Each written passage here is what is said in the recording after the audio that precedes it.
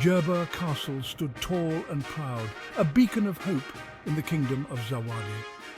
For generations, it had been ruled by wise and just kings and queens. But a shadow loomed over the castle, a prophecy whispered on the wind. It spoke of a time when the reigning king and queen would leave this world. Their heirs, a boy and a girl, would be chosen by destiny to rule, but the prophecy held a warning. Only if they were humble and good would they be worthy of the throne. The people of Zawadi held their breath.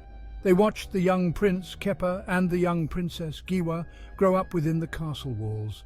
Kepa, with his kind eyes and gentle heart, seemed to embody the prophecy's ideal. Giwa, however, possessed a fiery spirit and a yearning for power. This worried some, but they held on to hope. Surely she would learn the value of humility and goodness. Kepa, his brow creased with worry, knelt beside his father. Giwa stood stiffly, her gaze fixed on the ornate crown resting on a nearby table. King Alajar reached out, his hand trembling as he cupped Kepa's cheek. King Alajar, Kepa, my son, you have a kind heart. Never lose that kindness.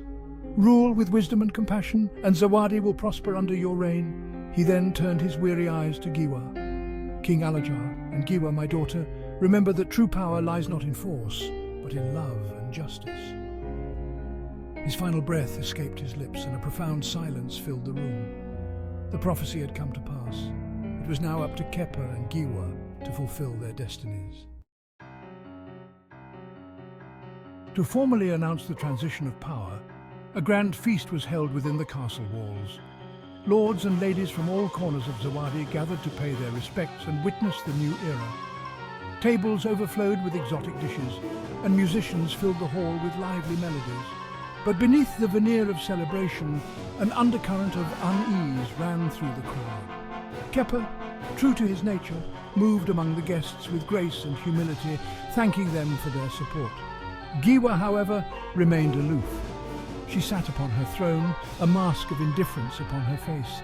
Burly lord, a toast to Kepa and Giwa, the new rulers of Zawadi.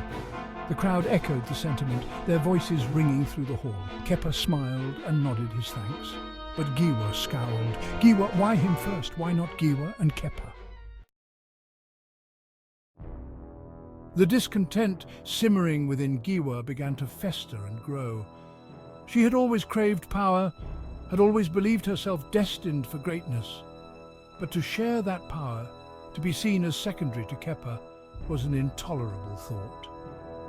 One evening, as Kepa walked through the castle gardens, lost in contemplation, Giwa approached him.